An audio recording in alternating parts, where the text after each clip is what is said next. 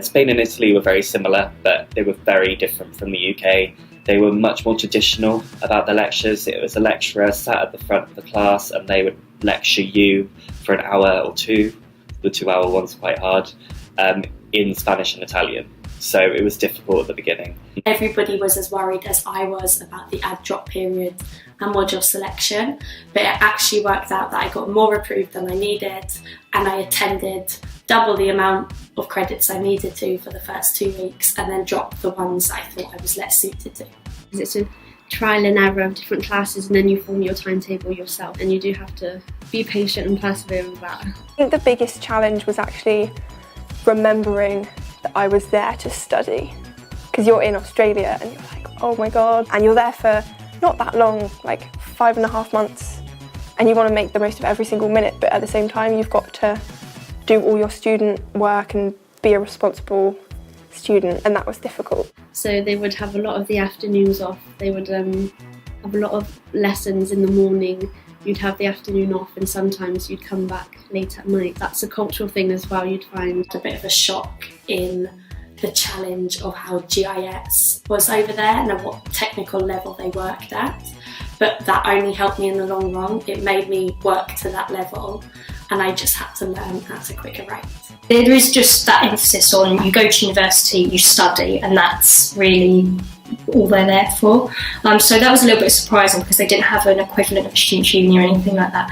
That said, they do have the Erasmus groups. And they also have assignments every week, so I had about 5 bits of homework due every single week, which actually went towards my grade.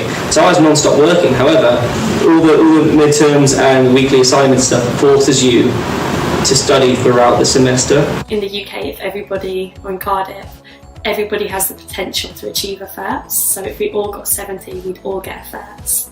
In Singapore, they use the American bell curve system. So you're split in proportion of how you're doing within your peers. So instead of writing an essay on a topic you've just learnt about, it will often be a conversation and Q&A, which definitely improved my language, but it can be hard to get used to. So I do a human geography degree here, and I was in earth and ocean sciences over there, and that made me orientated a lot more towards an environmental science stance. And any human geographers might know that is quite a difference, but I embraced the opportunity to explore different modules and just had to work harder. Going to a new university in second year, you kind of feel like you're doing your first year again. You kind of feel like you've left that behind, and you kind of need to definitely regain your skills of meeting new people and becoming friends with people again. The big difference is the perspective they use to study academics, so it was great to challenge my view that I didn't realise was biased, but inherently there's going to be an accidental perspective that I do hold. It also made me realise that science is universal regardless of where you are. So I can be here in Cardiff and study the same things while studying in Nanjing, just from a different perspective, but science still stands. It's like a universal binding truth.